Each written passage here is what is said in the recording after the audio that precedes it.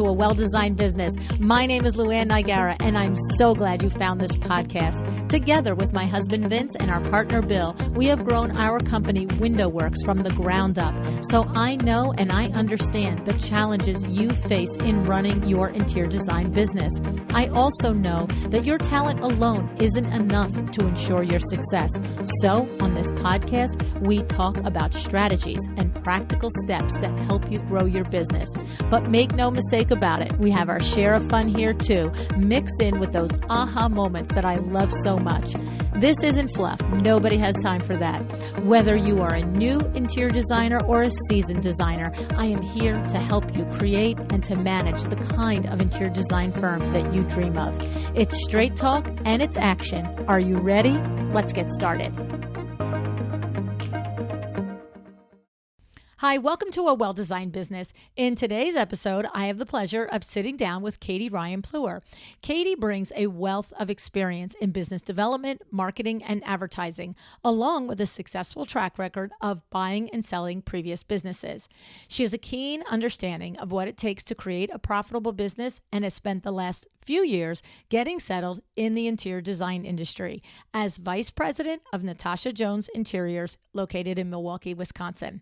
If Natasha's name rings a bell, then you've probably heard her here on the podcast before. She's been my guest twice. We'll link those episodes in the show notes. But Natasha is also a dear friend of mine, and I've had the joy of watching Natasha grow her business over the years from that very first newbie stage. It has been incredibly rewarding to see her continue to thrive and bring on a partner like Katie. The collaboration between an artistic designer like Natasha and a business-savvy professional like Katie is a powerful combination that can propel a design firm to new heights. I've had the privilege of hearing all about this potential partnership back in real time when Natasha was considering it. And I'm so glad it worked out the way it did. And I'm beyond excited to hear Katie's perspective and her side of those discussions and those beginning conversations about whether this would work or it wouldn't. However, this isn't the first time I've met Katie. Katie has attended LuAnn Live last fall with Natasha in 2023, and Natasha and Katie have both come to Power Talk Friday events together.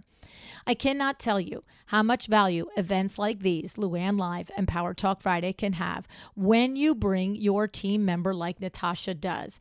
As a business owner, you know that artistic vision, and that you also know that entrepreneurship has plenty of places where it overlaps with that vision and where it might not.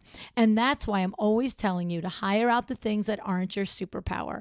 Natasha is business savvy. She's great at sales. She's got it together. But even with all of those things that she brings to her own business, she knew that an expert in her business by her side, like Katie, could bring her business to new heights. But that expert has to understand the industry too. And during events like LuAnn Live and Power Talk Friday is how and the way Natasha introduced Katie to this business. We just had an amazing Power Talk Friday in Dallas, April 2024. It was our first one in a year and a half, but more are coming in 2024. The next one is in New Jersey, June 7th. Then we'll go to Vegas, August 2nd. And finally, we'll close out in High Point, October 2024. And you even get a discounted rate if, like Natasha, you want to bring a team member. So take a cue from Katie and Natasha, because getting this kind of clarity and motivation together can get you where you want to go further and faster and on the same page. If you have a partner or you're considering one, or if you're looking to scale your interior design business anytime soon, stay right here because Katie is sharing some valuable insights today. We are getting into the nitty-gritty of partnership, from evaluating the business and legalities to personalities, percentages, and profitability. Let's meet Katie.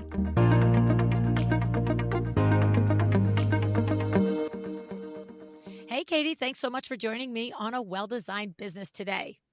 Hi, LuAnn. Thank you for having me. Excited to be here. Yeah, so this is fun for me, Katie, because, as we talked about in the introduction, you're now partners with Natasha Jones in Natasha Jones Interiors.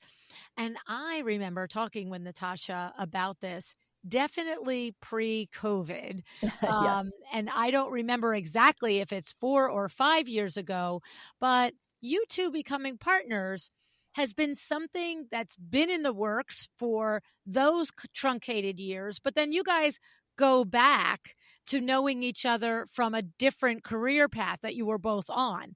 And you find yourselves as partners today. We're going to get into that. I want to go into the logistics and the details because many times I get an email or a DM saying, can you talk about partnership? Like, how do I do it? So we're going to do that. But take us back. How do you and Natasha know each other? What was that foundational relationship like? And then how did you come to just like open the can of worms of, hey, maybe I could come into your business? What do you think of that? Absolutely. So Natasha and I met over a decade ago at a place called Spin Milwaukee, and it was a ping pong club and event space. So I know it's crazy. Natasha was the director of events, and they brought me in as the director of marketing. And we worked in a small little office together every day. And when you're that close in proximity, obviously you talk about personal stuff and you get to know each other beyond work. So we formed not only a friendship, but with working with Natasha over I guess we were there 2.5 years together, we just really trusted each other and leaned on each other's strengths. And we were both like kind of doing the same thing, but in different aspects. So I was bringing people in to the business to do events, and she was actually planning the party. So she would get them in, and then we would try to like sell them and close them, and we would do the tours together. So we kind of interacted, and we just really worked well together. You know what's so interesting is because I'm going to take myself back to, probably 5 years ago when Natasha, I remember we had a call together, and she reached out to me. She's like, I need some help. Can I pick your brain? I have an idea. I have an opportunity. I have an idea. What do you think? And what I remember from that first conversation was the absolute high regard that she had for you, Katie. Aw. Yeah. Thank you so much. I'm going to tear up. That's I know, right? I just got goosebumps too, because now knowing you the last couple of years, it's just funny recalling that story. And she didn't explain, or I don't recall it being explained so clearly, like you're in marketing, you're director of marketing, she's director of events.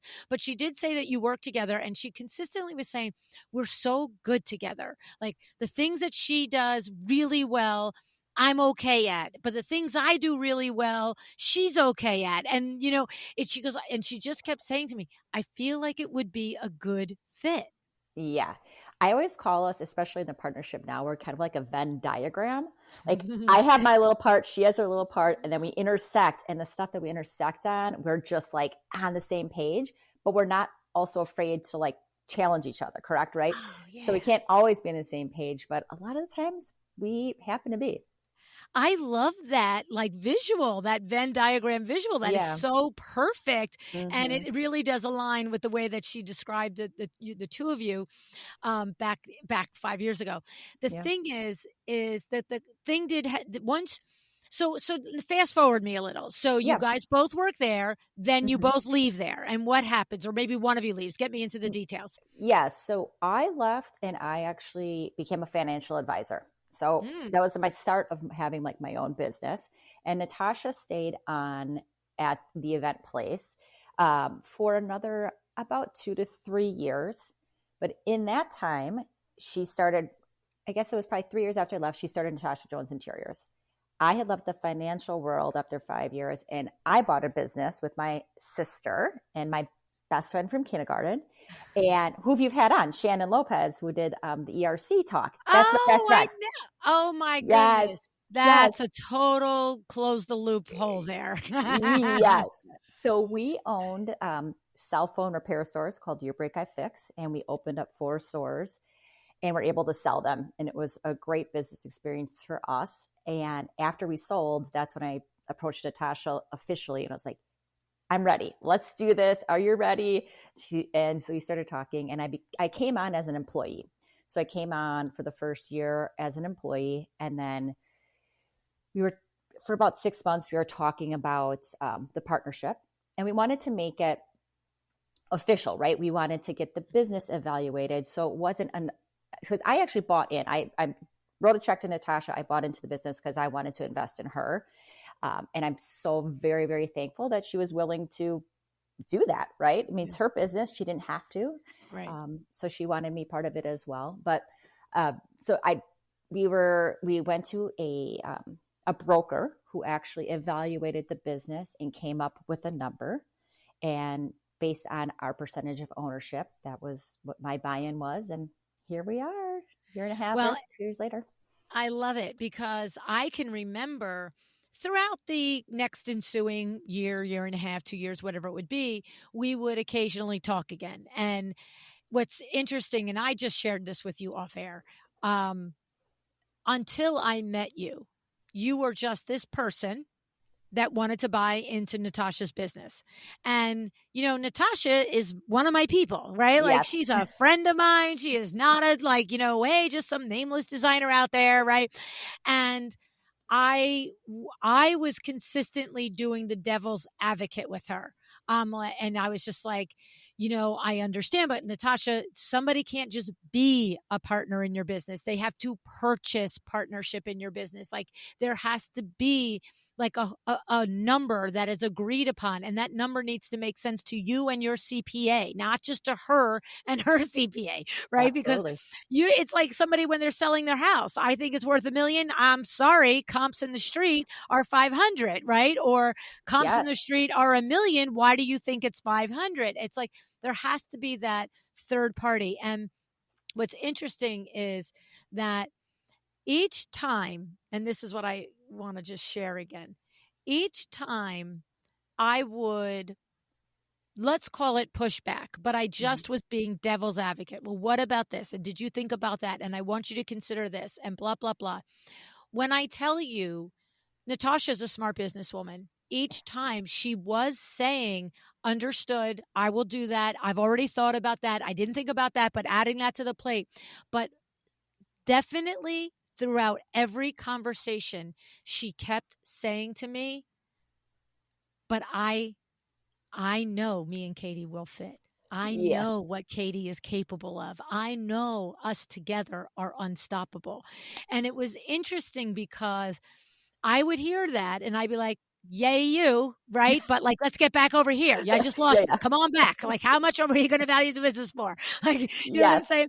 And then over the last, 2-3 years that I've gotten to know you, Katie, you came to a Power Talk Friday, you came to LuAnn Live, right? You've done a couple of intensive experiences with me where I've had the chance not only to get to know you, but to see you in your role with Natasha. And I'm like, I remember thinking, oh, everything Natasha thought was true. It really was her inside voice leading her to the good thing. She wasn't just, because look, listen to me.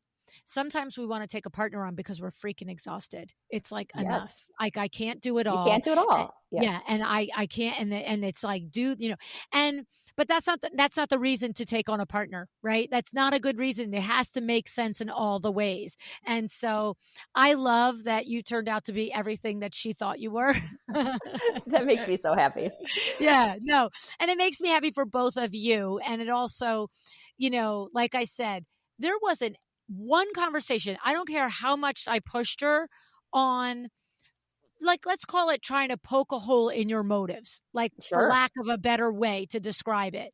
There wasn't one time that she wasn't like convicted in defending you and in a way that resonated with me. Like it wasn't like she was just propping up. I was like, oh, there's something really here. And so I'm so glad that it worked out for the two of you. Yeah, it's wonderful.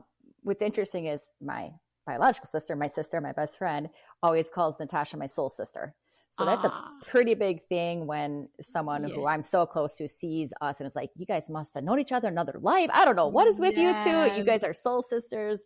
And I do feel like on the other end, Natasha was telling me, I'm talking to my mentor, LuAnn. I'm vetting this with her. I'm having these conversations and I couldn't have been more supportive. I'm like, do it. Talk to your people. Like this is an unusual step, I believe, in the design world. I don't know what it's like over there. I don't come from that world. Talk to everybody. Make sure, like, we both wanted it to feel right. If it didn't feel right financially, obviously, for both of us, it wouldn't have worked. But also just the connection of it, So I was like please talk to everybody. I want to make sure that you're ready, I'm ready, and let's go. Yeah. Well, what's interesting and what bears out is, like I said, spending the day I think you went to the High Point Power Talk Friday Correct. in 2022, right? Yes. Spending that day and then again this past fall, it's what keeps coming through is your business savvy, your business expertise. So to the point of financial planning, having your own business, which own 4 locations. I mean, this is some chops here. You know what I mean? And Yeah. so for you, obviously, right. Like when we know a bit, anything is good, whether it's, go try the ice cream or go talk to your business mentor, when you're confident with that, what you're doing is coming from a good spot. Yes. Go check it. Go Yes. do it. Right. Yes, absolutely. Right. Yeah. Yeah. Yeah. And I do feel having owned those You Break I Fix stores, it doesn't matter what you're selling or who's on your team or whatever. You have the basics and you have the systems and all that down, and you can transfer it to wherever. And when I came on with Natasha, obviously she's a brilliant designer, a creative mind, but she's also very, like you said, very business savvy. So she had a lot of the pieces already in place, and I was able to just come in and fine tune them and make them even tighter and make sure that I'm sure other designers will have a lot of pieces in place, but if the project takes over and the creative part is in front of you, you maybe want to focus on that and not look at the P&Ls. And so you're just trying to stay consistent with making sure that every time we do a project, we think of the whole picture, the financial picture, and the satisfaction of the client too. So yeah, I know it's awesome stuff. So you go and you have the business evaluated.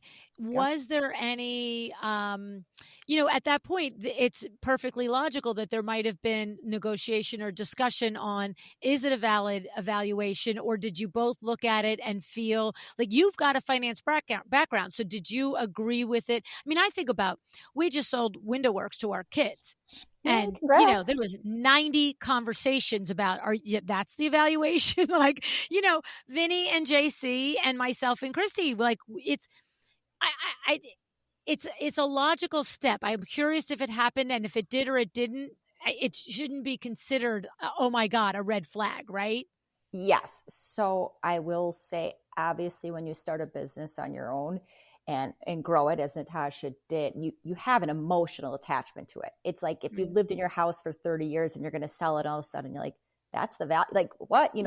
There's the emotional, and then there's the actual, I guess, reality. Right. So I will say, when the evaluation came in, I felt like, looking at the numbers, this makes sense.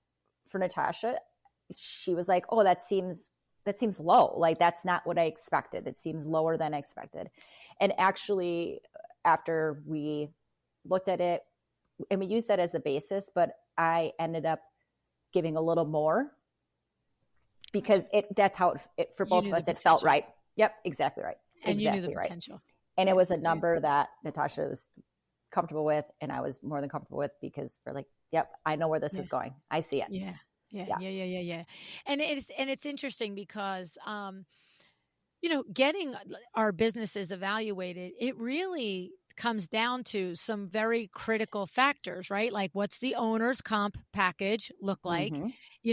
Is it like my language, is it a you or a business? If we take the owner out, is there anything left? Because if the answer is no, then you don't have a business to sell, right? So what were some of the factors? And they can be personal factors that factored in for Natasha Joan Interiors, or just in your experience having sold businesses and bought them, and your financial background. For someone listening, what do they need to think about when they are going to get their business evaluated? Like, where is that business person going to hang their hat on, and what do we want to shore up in order to make sure we come out on the better side of an evaluation and not surprised? Mm-hmm. So I think one of the things that people look at most is your P&Ls and your cash balance, right? So while you could be making, let's say you're pulling in $500,000 of revenue, that's awesome. But if you have $0 in your bank because of what you're paying your people, or you're not paying attention to cost of goods or whatever, your business really isn't worth anything, right? Right. If you're working out of your home and you're not in a studio, you don't have a physical location with furniture and all these other things, there's a lot that goes into the evaluation. So I feel like having a good accountant, having a good CPA or bookkeeper to getting those numbers really tight and understanding them and understanding where your dollars are coming in from and where they're going out really will help you be prepared to have like a good conversation in the evaluation of your business. Mm-hmm. Some business consultants look at future business when they're doing your evaluation. So some of the things that we looked at is, and we do this, I do it weekly because it's just, I'm crazy about numbers, but looking at projections and saying, okay, this is actual money that's coming in and this is a warm lead. We are having a proposal out there and a conversation, but we haven't closed the business.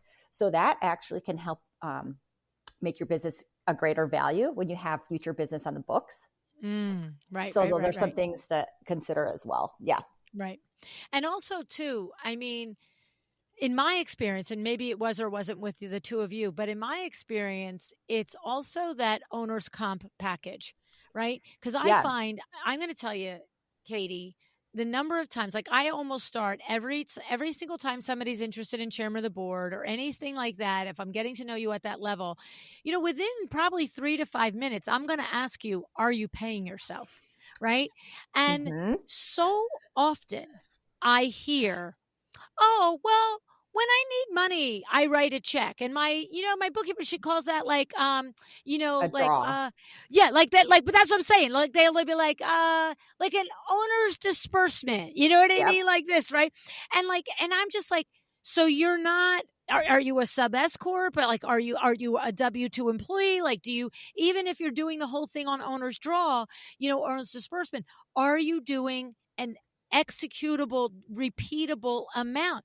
And to me, I've just been raised in like the other end of business that's not touchy feely.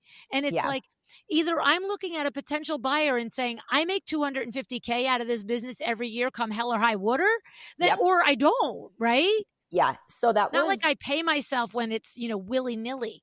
no. And that is actually something that Natasha was just doing draws. When it was just her, she was just doing draws as needed or blah, blah, blah. When I came in, I'm like, we both have to be, I'm going to be on salary because I'm an employee. And even as a partner, I'm in salary and so are you. So that was kind of a non-negotiable. Like, oh, Natasha, you need to know, first of all, the business can support it. Right. And even if you want to call it a draw, I mean, you go from an LLC to an S corp and all that, fine, just make it consistent. Say, I'm going to pay myself $2,500 a week, whatever the number is, but take that draw consistently so you get used to it. I just think it's really important for the business and important for you. Like you deserve it. You deserve it. You're running your business. You should pay yourself. Well, I think that it has tons of repercussions, all of them good. Number one is, yes, when you eventually do want to sell or entertain a partner, you can look and say, I have legitimately, consistently earned 100 or 200 or 300, whatever it is, out of this business. That's a fact. Okay. Right. So if you buy this business and I'm gone, you step into that number. Okay. As long as you keep the other balls in the air. Right. But the other thing too is when it is a committed amount, I think every day is very different. It's like, like what we always call it over here is our cost to be open number. Like how many in WindowWorks, how many window treatment orders and awnings do we have to sell in order to be open? For me, how many sponsorships do I need to sell in order to be open? Right. And it's like, and what happens is if you're only taking money when you have it in the checkbook or actually a big bill is due at home, then what makes you pick up the phone and create income when you don't have that over your head, right? It's such an important point. It's such an important point. So we do a budget, right? I do a yearly budget.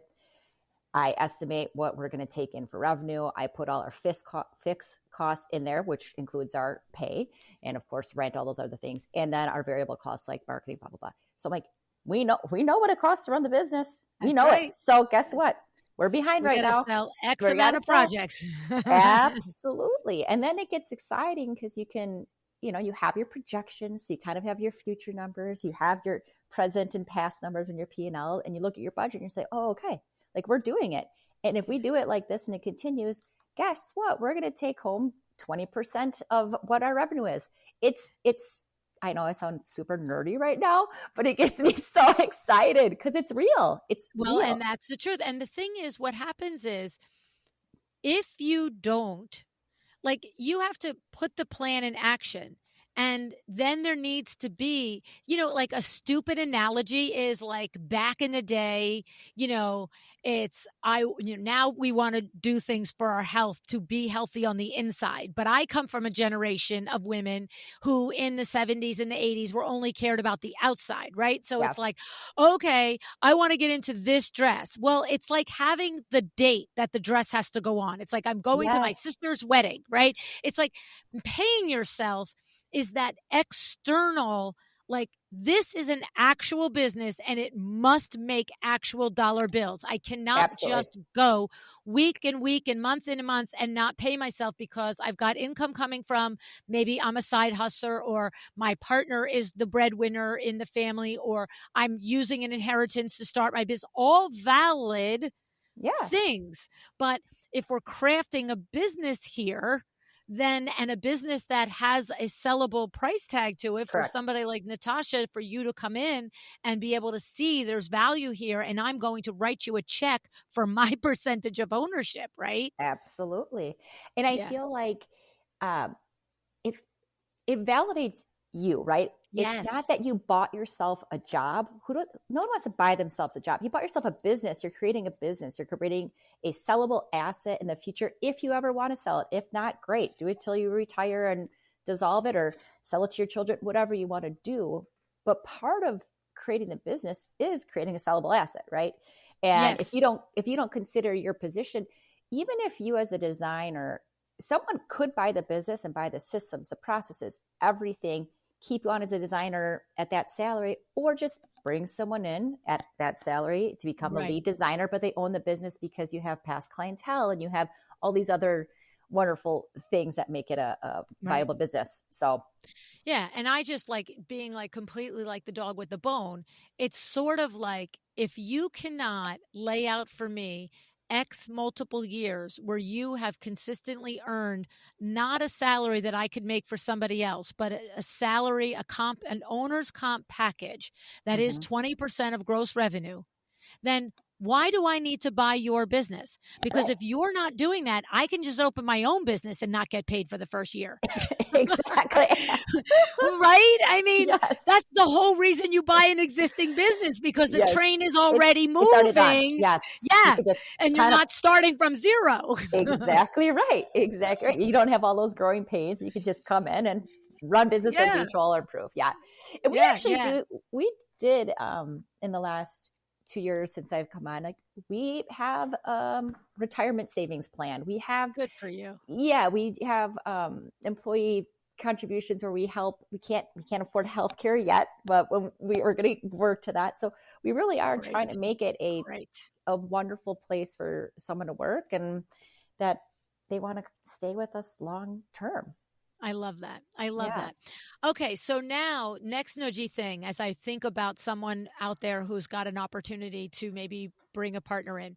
So we Mhm. get the business of that. First of all, there's a synergy fit.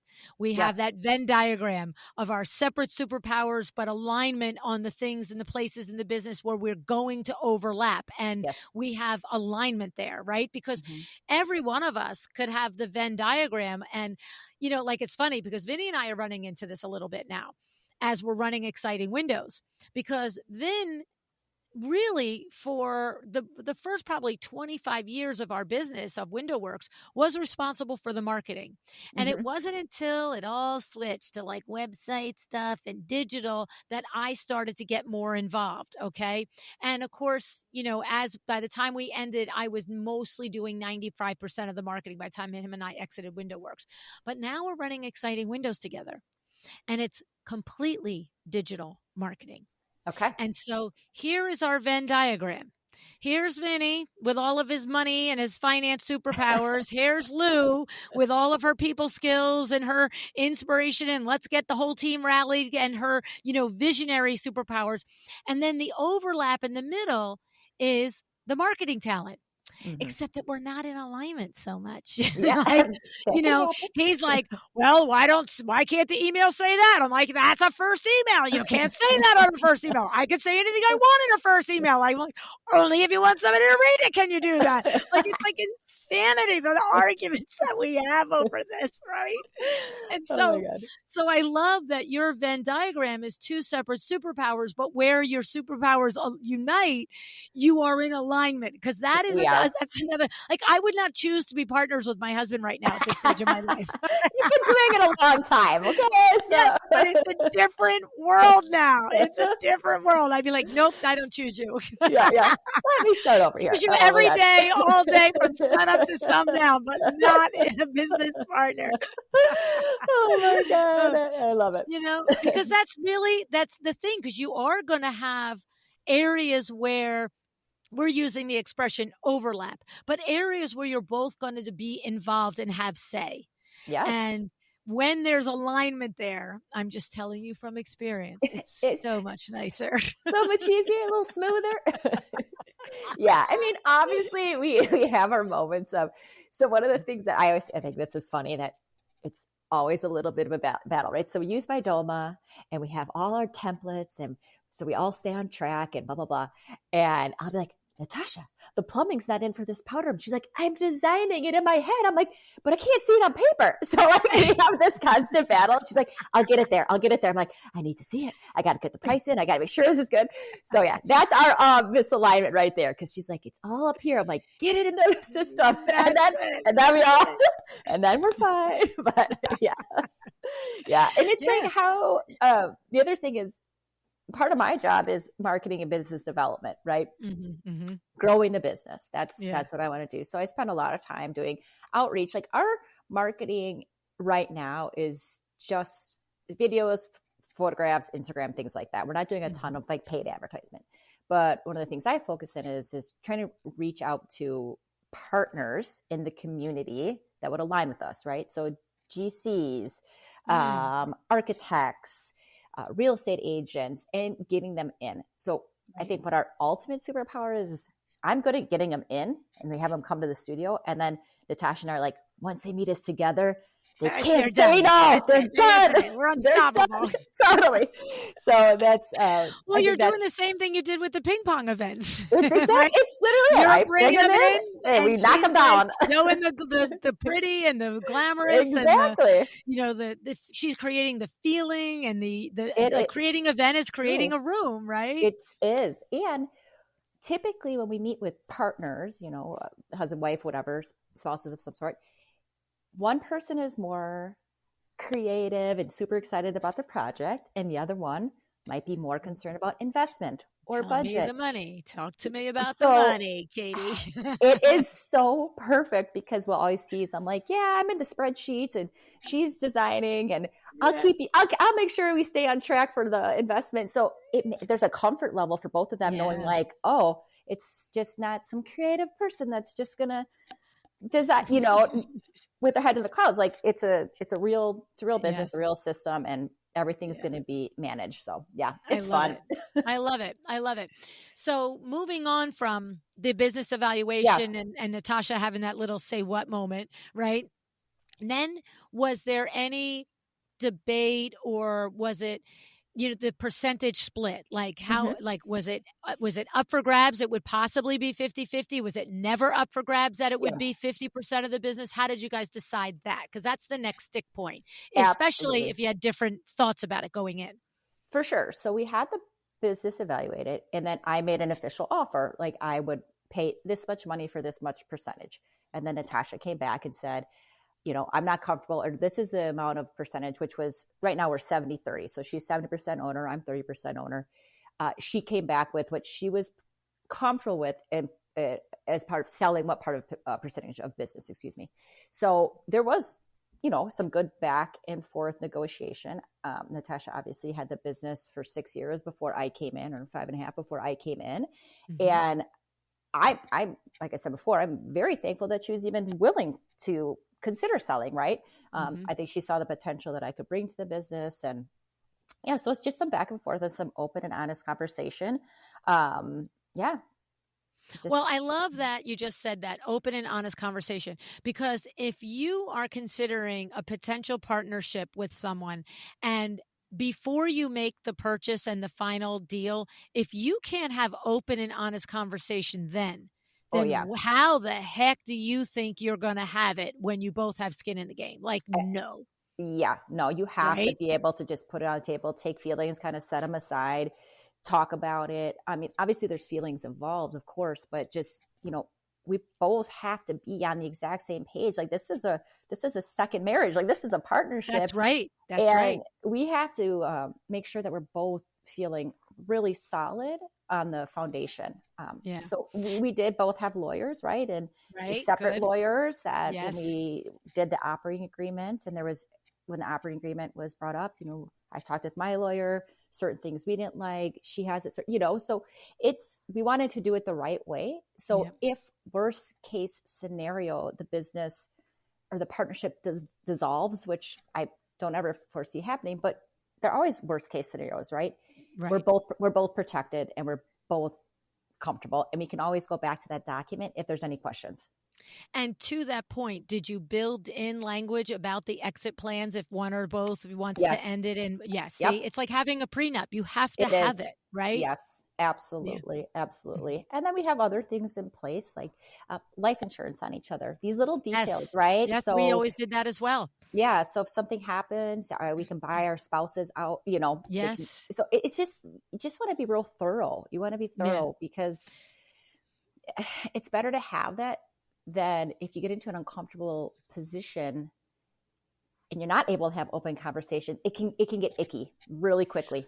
Well, what it is to your point, there's no way that there aren't emotions in place here, but they're less likely to be heightened emotions than if you get to a point where you don't see eye to eye and you're trying to get out and you're angry, or Yes. God forbid there is a death or incapacitation in some Correct. regard. There's tons of grief and all the things that go around that. And if you're expecting clear thinking in those situations, you're just like, I mean, I don't know, like what kind of silliness is that? And Right. it's just like when we say, you listen to the show, it's just like we say all the time.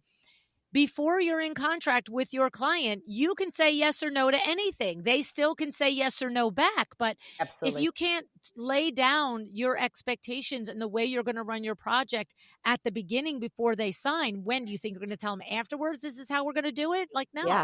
no, Those right? are hard conversations to Yeah. have. Yeah. Yes. Yeah. We So, always had we always had the life insurance policy on the partners, mhm. because for us, we, like, for instance, when it was me, Vinny, and Billy, Billy's wife, she's a great lady. Like, Vinny and Billy are first cousins. I mean, they're family.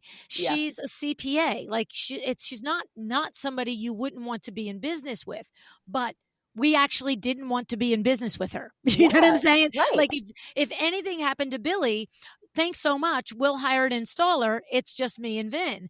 Right. And so we always had it that the business paid for the life insurance Yes. policies, and that goes to the surviving spouse, and then the shares come back to the remaining partners. And Mhm. even in the case of if it was me and Vin, it was like I would get the life insurance policy, but his shares then would be split between me and Billy, not all Mhm. coming to me as the wife. I had one benefit as the wife, but a different benefit and agreement as the partner. You Exactly know what I'm correct. saying? Because then Yes. I would have been like 81% to Billy's 19, and he would have been like, well, this Well, isn't the that's company I right. signed up for, Yes. right? Well, because if you and Vin were spouses and you were just a random partner, then you'd be Right. buying out that partner. It's a different relationship, right? But we had So, to address it from exactly. both sides beforehand with the three of us. And so these are the key things, right? If someone listening is considering partnering, it's the fit, right? What is the Venn Yes. diagram of your world of the two of you? B, what is the business evaluation? And do you both agree to it? And does it feel right? And then C, what is the amount of partnership that you're willing to sell? Because she was willing to sell 30 doesn't mean wanting or being able to or willing to sell 50 is wrong. It was what was Right. right for her. Right. For somebody else, they might want to take on that 50-50 Yes. or, 51. Like Vinny, when I started LuAnn Niagara Inc., he's like, well, I'm going to be your partner, right? I'm like, okay, 49 though. Yes. He's literally a 49% partner. I'm like, no way. You ran the ship for 40 years. This is my turn. ship. My turn now. I love it. So it doesn't matter what it is. It's just that it's agreed upon and you think about it. And I love what you said about that. Like you may have, I don't even need to know the detail, but you might have wanted more than 30 to begin with, right? Absolutely. But you were free and safe to express that. 100%. And then the two of you were respectful and open enough to discuss whether or not that would happen, right? Absolutely. Yes. Yeah. And if it were, let's say, less than that 30%, who knows? Maybe I'd have been like, you know what? That's just not worth it. Yeah, it's not exactly. It's not enough skin in the game for me. Right. Yeah. And I don't want to, after owning a business, I didn't want to become an employee again. It's just, I think, you've done it most of your life, your whole life. It's just, it's not just a good hard. Employee. Yeah. I'm the worst employee. That's what Natasha says about herself. I'm not a good, I'm like, So I have such true love and respect for what Natasha did. And I couldn't be, as a friend, I could not have been prouder of her. And as a business person, I know how we work together. So I'm like, this is freaking magic. It's gold. Our spouses both supported us and are so thankful that like the band's back together. And we even met with the owner of the company that we used to work with. We're like, we're back together. She's like, we said, we made you guys a lot of money. Now it's time for us to make us a lot of money. That's awesome. That's awesome. Yeah. No, I love it. I think you guys are, I was about to say you're lucky, which of course we always say how luck plays a role in almost anything that happens, but it's, to me, it's like when somebody says, oh, you're lucky you have a happy marriage. It's like, man, I get up every day and work on this son of a gun. Yes. Even in the smallest moments, you're just like making micro decisions to let something go or to support something or to whatever, like from big and little decisions in a marriage, it just doesn't happen. Yeah. Right. And so, you're lucky, but you also are two people that it's clear how much you respect each other and appreciate each other. And, that I love the opposite skill sets, right? Yes. Like that's like gold right there, right? Yeah. It's been really helpful. Like I said, she had so many great things in process already. And I was able to come in and fine tune them. And I feel like, honestly, last year we were 50% above our revenue, and this year our goal is 50% last year's revenue. So we're going for growth. We are really going for growth, and having I don't want to get in weeds of systems and things, but knowing where money is coming from and knowing margins makes, when you're doing a project, you're thinking about all those things and you're thinking about the end game, and then you're thinking, okay, at the end of 2024, this is how much money we're going to have in a bank. Once again, it's a business. Like, what are we here for? We're here to make people's lives wonderful and beautiful homes, but we're also here to make money, have a business. And we're both not afraid to say that, like, this is our job. Like, this is what we came here. Yeah. So, well, and you know what? I remember Tiffany White was on the show years ago. She goes on Instagram by the handle The Nappy Bohemian. Okay. I got to look her up. Yes, she's a love. She really is. And she's moved very much into the wellness space now, but we're still friends and I still interact with her here and there. But the thing was, her episode, there was a line, and I got to tell you, I think I probably interviewed her 6 years ago, but she said a line and it just is like a right between the eyes line. And I remember exactly the context, but I think she had been on an appointment, a consultation of some sort that probably wasn't successful. And whatever it was, the detail we were talking about, maybe they didn't sign the contract. I don't remember what it was, but I remember she said, I came back home and I looked at my babies and she said, I just missed like 3 hours with you to be there. And that wasn't, and whatever it wasn't her ideal client. She knew going in. I don't remember the nudge in the detail. You have to listen to the episode to remember what it was. But the feeling that I'm left with these 6 years later was, what I was just doing does not serve the highest purpose of my business. And at the same time, it's taking me from this little person here in my house. And that's when she said, never again. If I'm leaving this little person, it's because I'm doing my best as a business owner. I'm charging what I'm worth.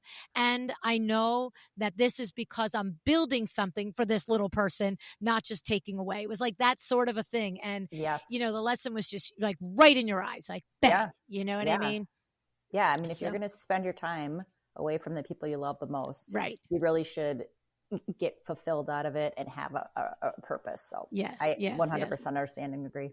Yeah. And it has to be profitable. It has to benefit the family in a positive way. Yes, exactly correct. Because you can go volunteer for free, right? Like, you know, so, and then just a little bit, because you teased us a little bit with that margins and projecting and all of that stuff. What would you say to someone who's like, wait, how do you do that? And I might be too much. It might be too long of a program, but are there particular things that you have in place that you monitor and do and look out for?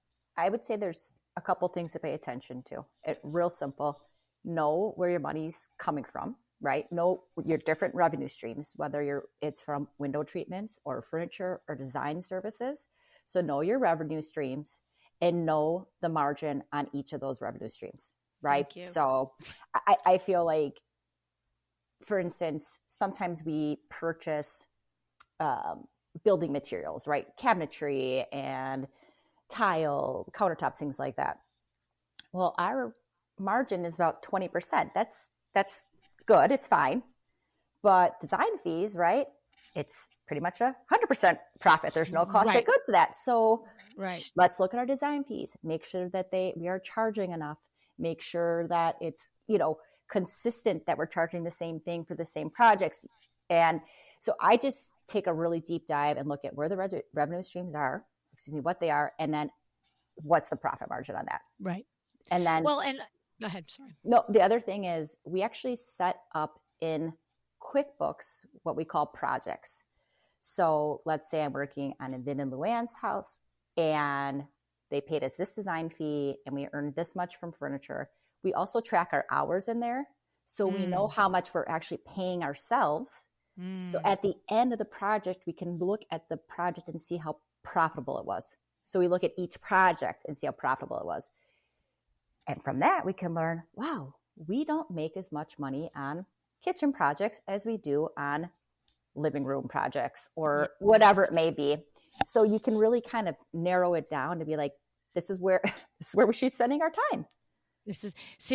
I love this. I love this so much. I can't stand it. Yay. Because we have done this in our business all the years. And as we lead the Exciting Windows member, we encourage them to do the same, because the thing is, what you're talking about is the autopsy of every project. It is so critical to do this, not just at the end of the year. Is there more money in the bank account than there was last year? And do I have money? Like, that is just like such a surface level way to evaluate your business. But I love that analogy.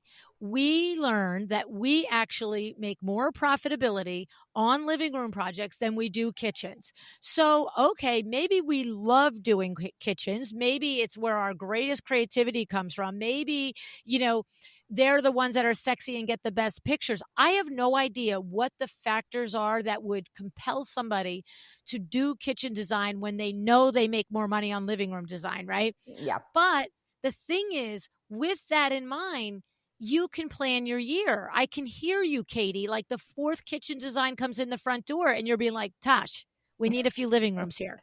Yes. What are you doing, sweetie? Yeah. Need a few living rooms. Put that one off till August. Let's coach a living room in here, right? Yes. Like you're not going to turn down a $500,000 kitchen because the margin isn't as good as a living room, but you are intentionally, because we all know. Look, Natasha is an exceptional saleswoman, right? She is. I know she is, and we all know in those discovery calls, once we have the sense that it's the right fit.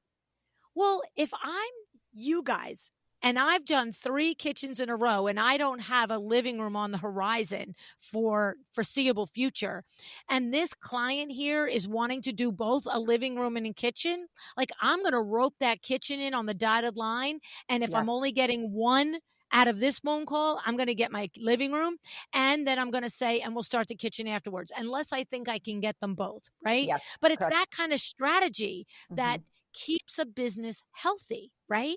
Mhm. And grow, right? So Right? if you just say, "Oh, I have $10,000 in the bank. That was a successful year." Well, how did you get the 10,000? Where did it come from? And how can you repeat that? What can you do next year to make that 20,000? So if you don't know where the Exactly. money's coming from, how do you Yeah. even grow your business? Yeah. So Well, and I love that you evaluate the margins by revenue stream. I just had one of my COBs do this in the opening, one of our first or second sessions. I was like, I want you to go and figure out your margins for every single product that you're selling and every company that you're selling. And you cannot believe, like, she literally, she's like, when we came back to the next meeting, she's like, okay, so I'm not going to say your whole fee was paid based on this exercise, but over the course of a year, 1000%, I just made back your fee for this year, which is not insignificant, my yeah, fee, by the yeah. way. Because it's like when you actually look at it, right, Katie? I know I'm talking to the choir here. Then you see, like, oh, I keep doing 10% there. I could be doing 35, or I keep doing Right. 5. I should be doing 25. And it's just a matter of plugging it in and not turning back. Just like, this is Yes. the choice. And what was so funny was, I love when in this particular exercise, I'm hesitating because I'm trying to think of the exact example if I don't screw it up, because this is where you guys and your businesses are a little different than mine. But I feel like the one of the ahas was in one of the places that she was consistently charging, say, 40% margin, was a place that it actually was consistently putting her above like MSRP or MAP or Mm-hmm. whatever the words are that you guys use, right? But because she did not believe that was the case, for 8 years, she has consistently done that. You Yeah. understand, like designers will definitely be like, oh, I can't do that. That's ripping somebody off, right? Like, really though, No. right? No. And so the thing was that it was a great exercise for someone to recognize when they believed a certain set of facts, they were able to execute it without any hesitation.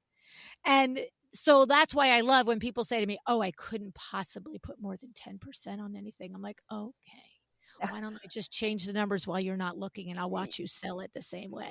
Yes, exactly right. Like we always say, you're not going to go to the restaurant and be like, well, you paid $15 for the steak. I'm only going to pay 20. Like, it's the Right. price on the menu. I'm going to pay it. I don't know what it costs you. Right. Yeah. Right. Yeah. Yeah. Yeah. So, yeah, no, good stuff in there, Katie. Good stuff in there. So, before I let you go, we covered, getting into partnership, having the Mm-hmm. synergy as personalities and work strengths and alignment. We covered evaluating the business. We covered the conversation about the percentage of partnership. Mm-hmm. We covered that you each have your own lawyers, that you have contingencies, you have your prenup set up already for exit plans. We covered that you wrote a physical check, that it wasn't like, I'll work my hours off, thanks. I'm No. totally against that in every shape or form. Mm-hmm. And then we covered, it needs to be profitable and how to look at different things. Is there anything that you can think of in regard to, you're sitting in High Point and somebody's like, I'm thinking about going into partnership with somebody. I heard your interview, and you'd be like, the one thing that I would just say to you, is there anything that we didn't cover? I'm not sure if there is or isn't. I don't think so. I think it's, the scary part of the legalities and all those back and forth negotiations. In the end, while it's happening, it can kind of sometimes feel a little odd, a little weird. But when you know that you're doing that and it's done and you can just get your feet on the ground and run, and all those things have taken place, it feels better. So I know it can be scary, and it can feel a little odd, especially lawyers want a worst case scenario every second of every day. Yes. And it can get scary when you're going through the process, because you're like, oh my gosh, like this is all going to fall apart and we're going to hate each other at the end. And so it's like, okay, that's put a that legit aside. thing, right? Yes. Right. But Like, this is one of my best friends, my soul sister. Is this going to ruin this? Right. Yes. And that was, so get through all that icky stuff. Trust your gut. I know the first LuAnn event I went to, it was a lot of conversation of trusting your gut and going with your instincts. And I do feel like both of us did that in this situation.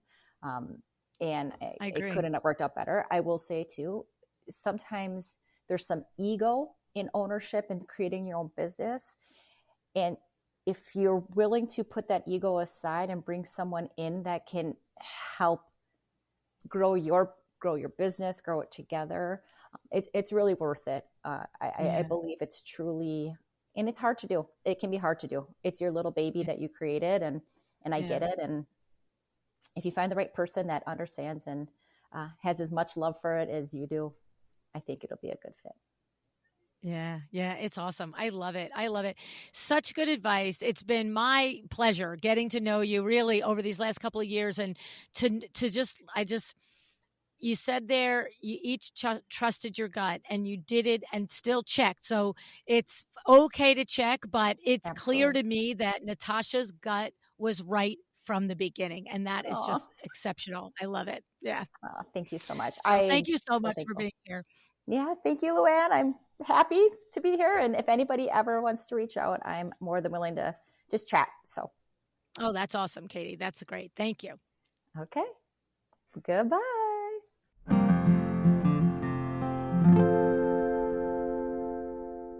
Don't you just love Katie? I know, right?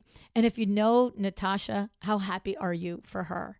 And if you know Natasha, you get it. Of course, she is going to surround herself with the best. And what I love about these two and their partnership is that from the very first time Natasha was telling me about it and asking me my opinion about it, she was steadfast in that she knew they were a great fit together. She was listening to her inside voice. And of course, I was in the background nudging her, just being devil's advocate. Why are you doing this? What is your why? Have you thought of this? Have you thought of that? Right? You have to have that other person just to make you even make the points real for yourself, to hear your truths for yourself, right? She listened to me. She considered my advice as well as the advice of others. And ultimately, Natasha made her own decision.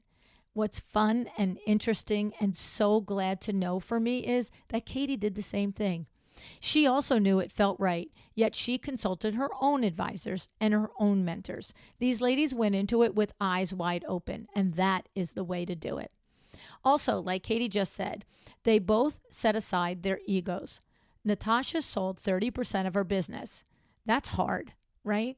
Your business is your baby. We get it. I get it, don't you?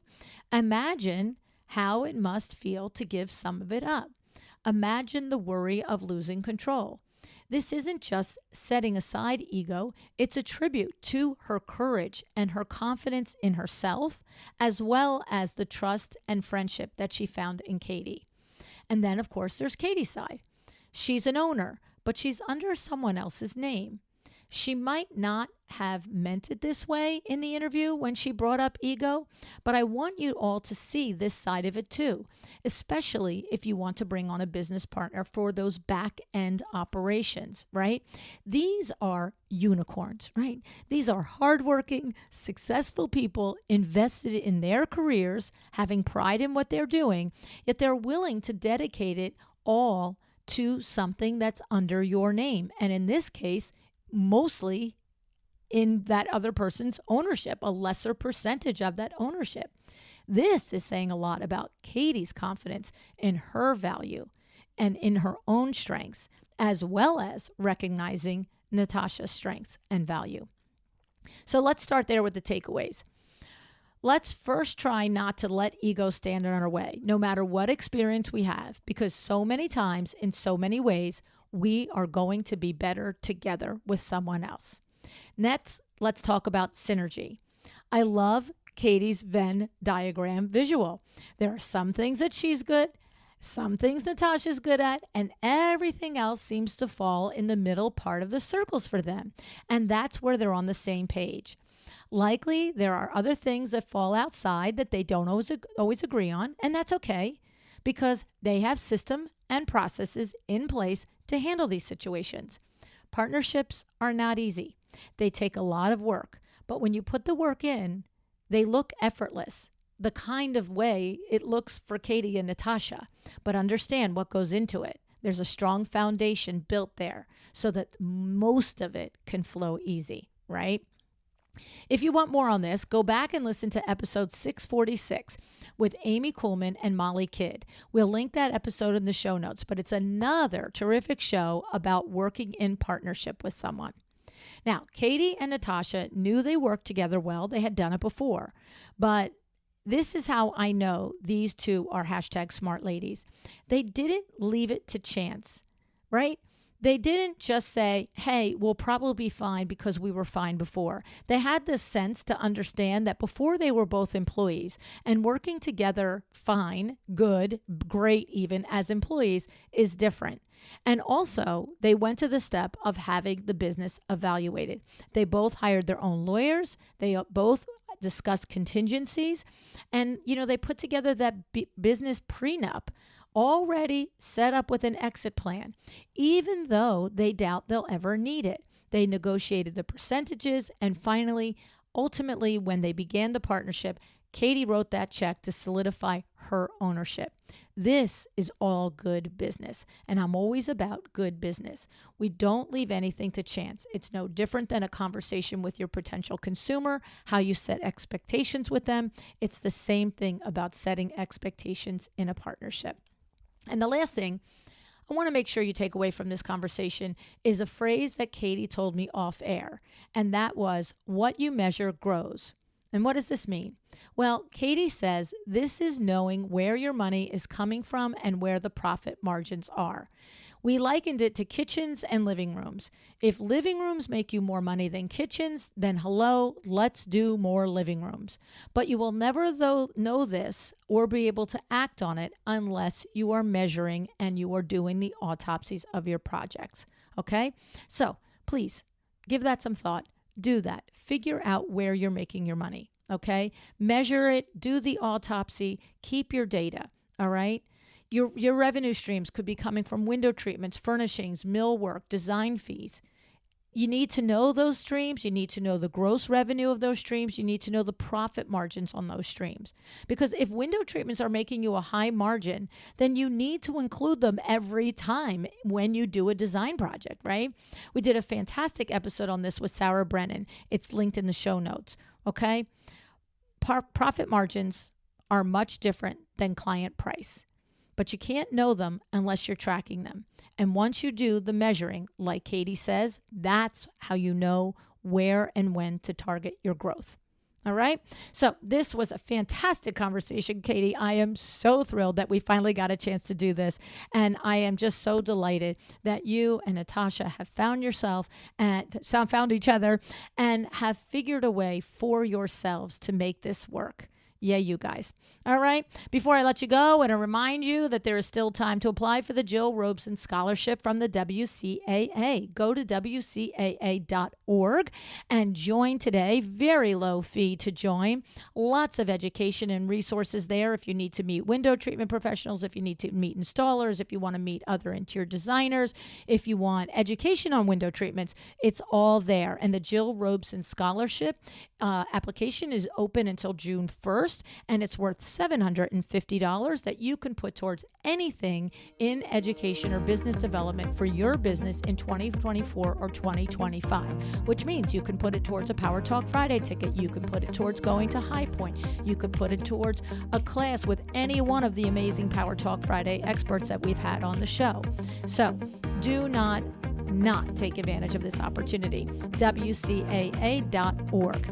Alrighty, thank you for joining me today. I appreciate you. Decide to be excellent.